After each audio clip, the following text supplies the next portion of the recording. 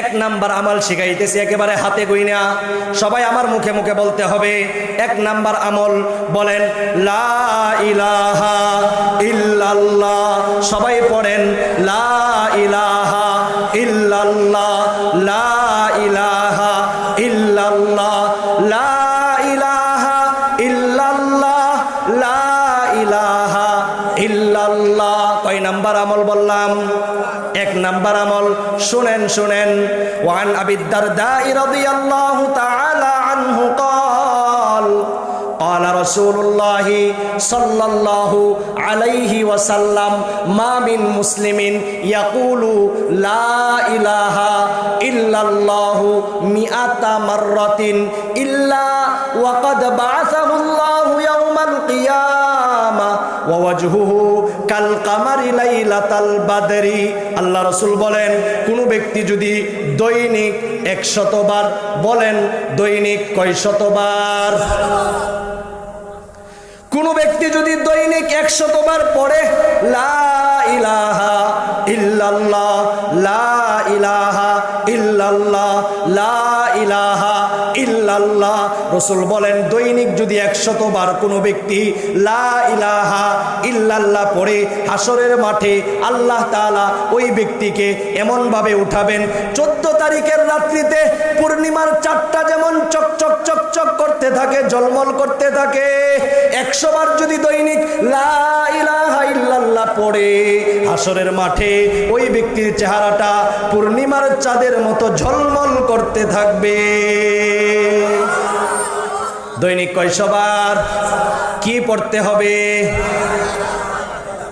ফজিলত কি, লাভ কি?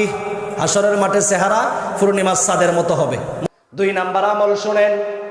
2 নাম্বার আমল হইল লা হাওলা ওয়ালা কুওয়াতা ইল্লা বিল্লাহ। পড়েন পড়েন, লা হাওলা ওয়ালা কুওয়াতা ইল্লা বিল্লাহ।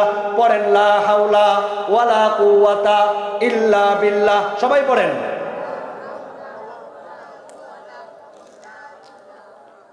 লা হাওলা ওয়ালা কুওয়াতা ইল্লা বিল্লাহ।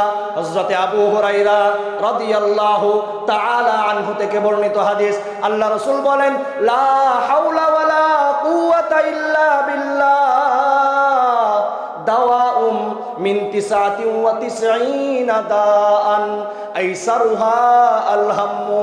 কোন ব্যক্তি যদি লা হাওলা ওয়ালা কুওয়াতা ইল্লা বিল্লাহ পড়ে, আমার রাসূল বলেন এটার ফজিলতের কারণ হইল, এটার বদৌলতে আল্লাহ তাআলা ওই ব্যক্তিকে 99টা রোগ থেকে শেফা এবং সুস্থতা দিবেন।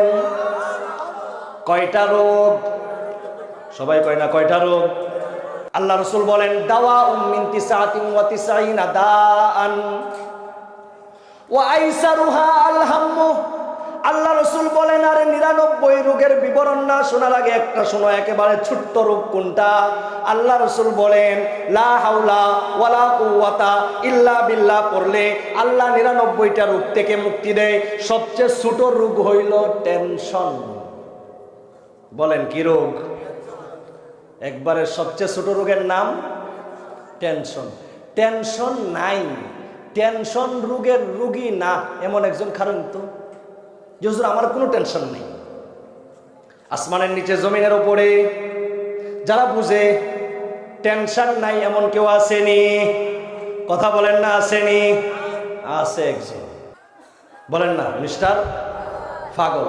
পাগলের খাওয়ার টেনশন আছে, রাত্রে কই ঘুমাইব টেনশন আসেনি, শীতের কালে কম্বল আর লেপ কই পাইব টেনশন আসেনি?